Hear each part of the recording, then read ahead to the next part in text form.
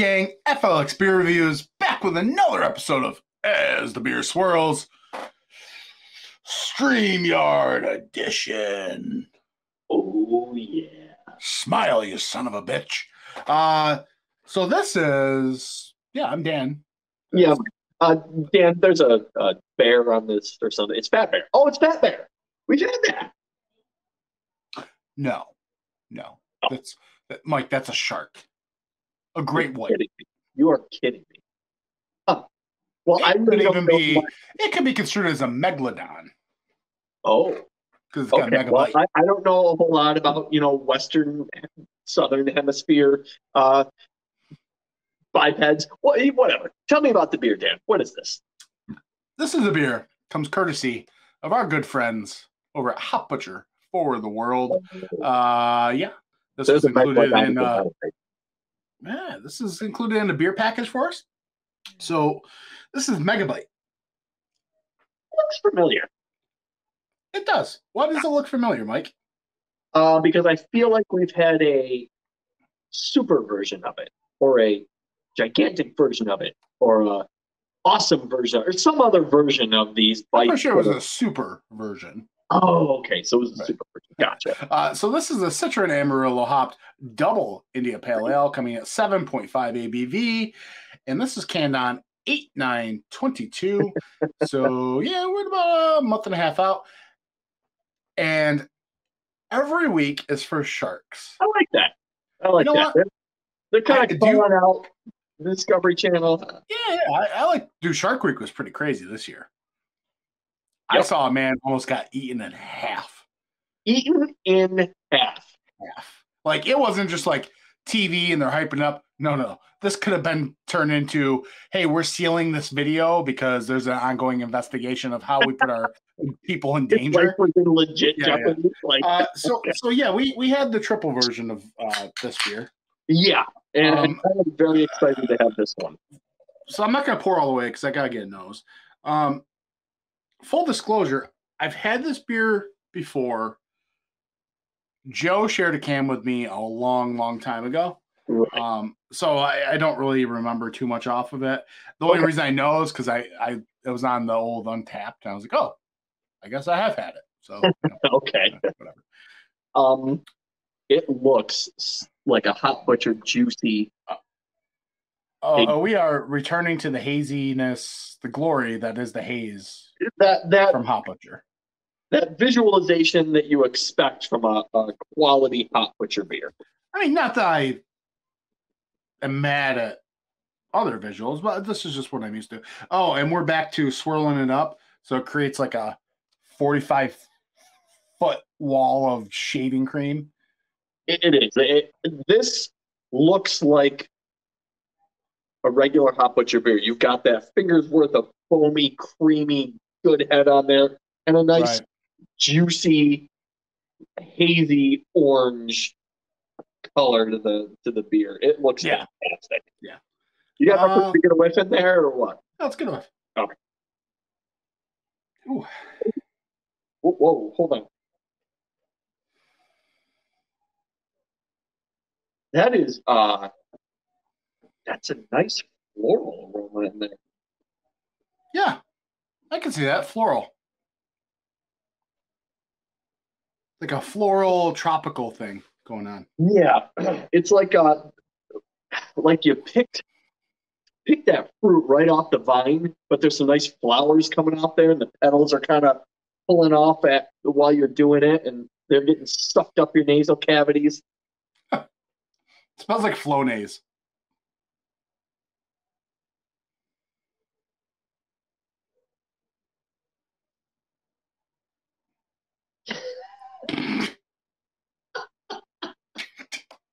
Oh, yeah? Yeah. Did you? All right. Yeah, I mean, like, so... Hey, I think I've gotten some mixed maple aromas from beers before, so you go on with your Flonase. No, the floralness, it reminds me of, Flonase. Like, it's just very floral, kind of, just... it smells like when you walk by the flower section of your grocery store or whatever, of your Wegmans or... Yeah, nothing in particular. I'm not going to say it smells like tiger striped lilies or anything like that. Yeah, I mean, those are very distinct. They're like, you get a good citrus aroma, but it is just, for me at least, it's backed by a really nice, bright floral. Not even the vine, just the actual flower itself. Some non-distinct generic flower, but it's really nice. I like the aroma on this a lot. A bit of candied melon. Yeah. Yeah. All right, let's dive in. It's been 6 minutes. Yeah, we ain't tasted the beer, man. Okay, yeah, well, we gotta stop smelling so much. It's ridiculous. Cheers. Thanks, Hot Butcher.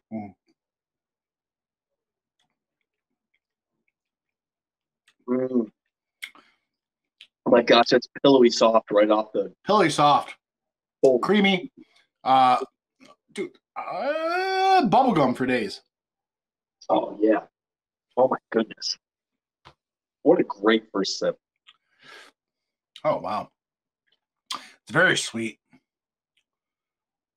But like not like sweet like candy, but it's like a chalky kind of sweetness. I get a bit of a like a gummy kind of orange and like it tastes like there's some Haribo gummy bears melted. Oh, okay. Yeah. Maybe that mixed with like Bazooka Joe. Yeah. Yeah. It's weird to hear you off your juicy fruit cake. Bazooka Joe. You know, I one of my favorite Twitter accounts is 70 Sports. Okay. Super 70 Sports, and he does a post about Bazooka Joe where he's like, "This guy's 9 years old. And he's already lost an eye." And I love it every time. So that's always what I think about with Bazooka Joe now. Dude, I used to love those, like the old Bazooka Joe and like the old Richie Rich comics or whatever. Oh yeah, oh yeah. I feel like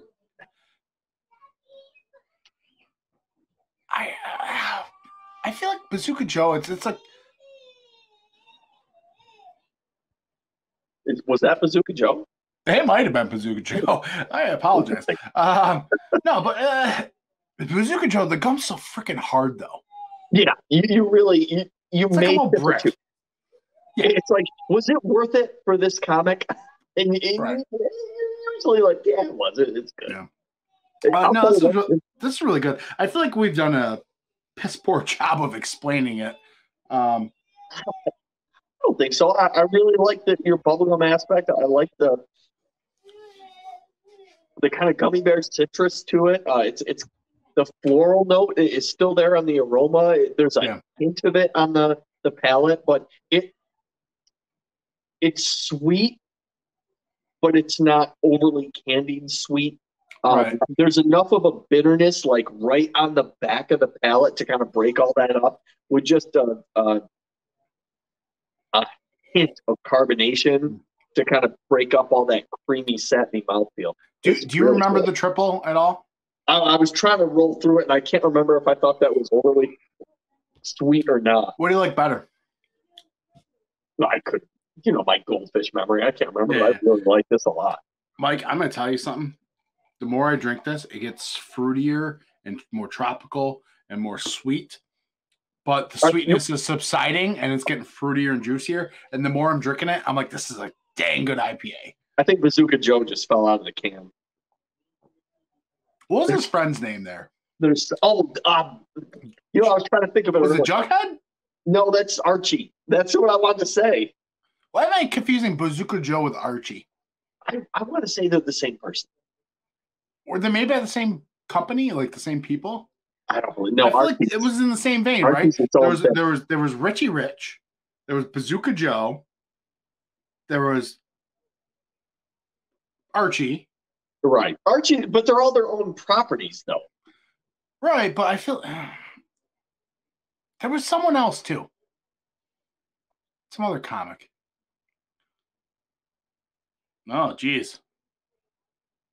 I had that can upside down too. That's probably what that guy's diving suit is rear end of the diving suit looked like after that shark came up. I'm serious. Folks, you gotta go check this out.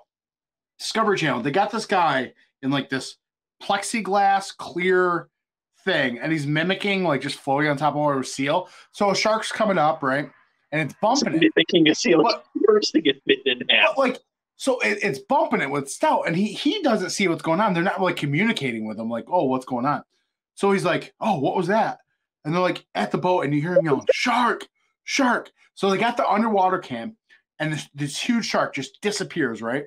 So it disappears, and the guy's looking around, and all of a sudden he's just like, was that a shark? Was that a shark? And they're like, it was a big one. It was a big one. And you see this thing just emerge out of the shadows, and it's coming up. It was like just like a scene from Jaws. Dun it, dun it, dun it, dun it. And then all of a sudden, it just opens its mouth and fucking smashes down half of this thing, and the guy's on it, and the guy moves just in time, and he's on the other half. It's dragging it down, and he's like, oh my god, oh my god. He's like trying to get on top. He's trying to get on top, and it's like, while it's busy with that, he's like, he's got to make a decision, life or death.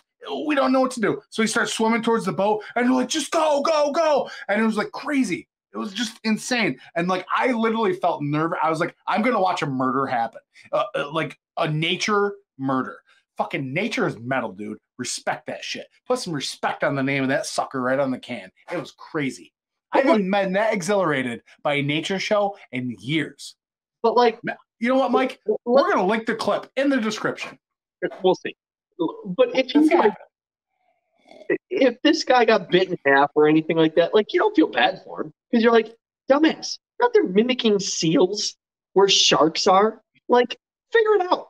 Get another hobby. How much do you think? Like, they're sitting in the like the room orchestrating this, and the guy's just like, I don't think it's a good idea. And everyone's like, oh, he'll be fine. He'll be fine, Bob. Don't you worry. He'll be fine. But hey, we're going to have you sign this non-disclosure agreement or something, you know? There had to be somebody in there that was like, yeah, this is a shitty idea, but let's see how it plays out. Well, everyone was saying, because they interviewed the people after, everyone's saying it's like, that's totally erratic behavior. Usually, the sharks, they'll bump something. Something that's mimicking a seal? That's not erratic behavior. That's nature. They said, they're like, well, usually they go up, they'll hit it a couple times with their snout or whatever. They'll bump it, and they'll realize that it's not food or whatever. Well, usually the shark goes up and says, hey, are you a real seal or not a real seal? Because that changes my mealtime appetites completely. Well, they say they usually lose interest.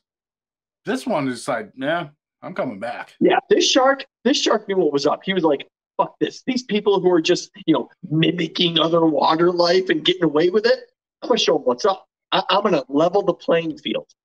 I like this shark. Let's level the playing field of this beer. What do you rate it? I give it a 4 or 5. This is delicious. Yeah, I'll give it a 4 or 5 too. I really enjoy this one. So I'm trying to read the tasting notes, but good luck. Maybe you can try.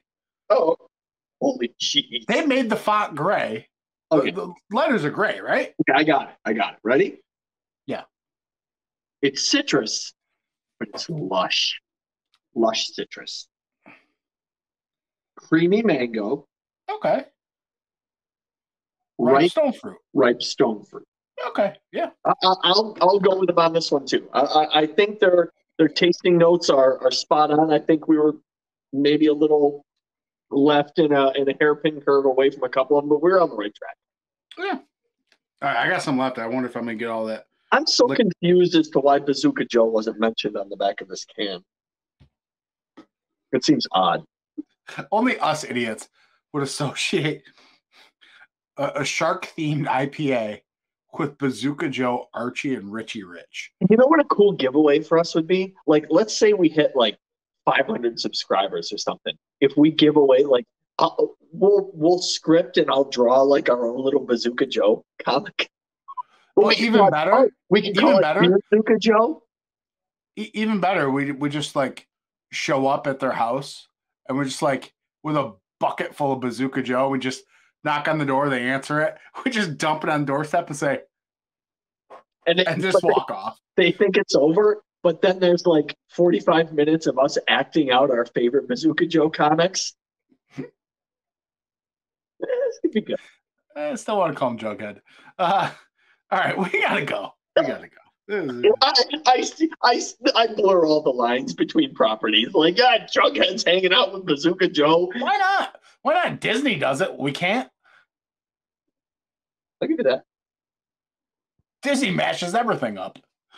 Do you know what the shark's name? I'm telling you, it's only a matter of time. It's only a matter of time where you see a CGI Chewbacca in some Marvel movie. Do you know what the shark's name was? They used in Jaws. No. Is Bruce.